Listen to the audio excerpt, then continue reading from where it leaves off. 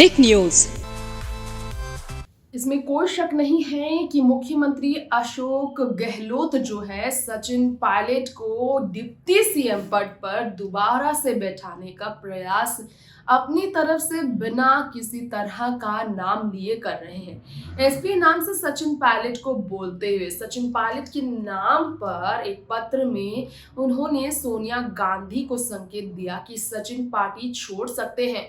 Party में सचिन को लेकर जल्द फैसला नहीं लिया गया तो सचिन बीजेपी की तरफ झुक भी सकते हैं। अशोक का इस कहने का मतलब सचिन पायलट को लेकर ये कहने का दो मायना निकाला जा रहा है। एक तरफ ये कि सचिन को कोई बड़ी जिम्मेदारी दी जाए और सचिन इस जिम्मेदारी को स्वीकार करते हैं तो कांग्रेस पार्टी में अंदरूनी कलह भी खत्म हो जाएगी और साथ ही साथ पार्टी में जो बदनामी हो रही है गहलोत खेमे की वो भी खत्म हो जाएगी।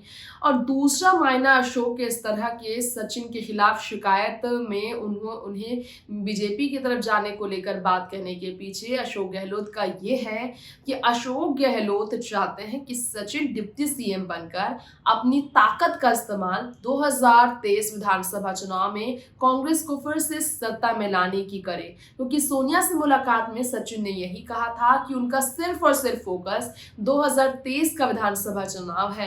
केंद्र सरकार पर हमलावर होने वाले सचिन का डिप्टी सीएम पद पर रहना राजस्थान में न सिर्फ कांग्रेस पार्टी की अंदरूनी कलह को हमेशा के लिए खत्म कर देगा, बल्कि सचिन और अशोक की जोड़ी एक बार फिर से साथ मिलकर अगर देखा जाए कांग्रेस पार्टी की नाराजगी को दूर कर दे तो बीजेपी का फिर से सत्ता में लौटने का ख्वाब चूर चूर हो सकता है। यही वजह है कि अशोक ने सचिन के नाम पर सबसे ज्यादा चिंतन मंथन किया है सोनिया गांधी के साथ मिलकर। अब सोनिया की पूरी जिम्मेदारी है कि वो सचिन को मनाए, डिप्टी सीएम की कुर्सी पर उन्हें नवाजे, लेकिन सचिन पायलट को जो सीएम पद पर देखना चाहते हैं उनके समर्थक क्या डिप्टी सीएम के पद पर स्वीकार करेंगे?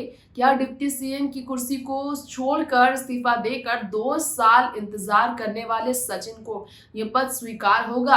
तमाम बातें हैं ऐसी जिस पर चर्चा लगातार जारी है।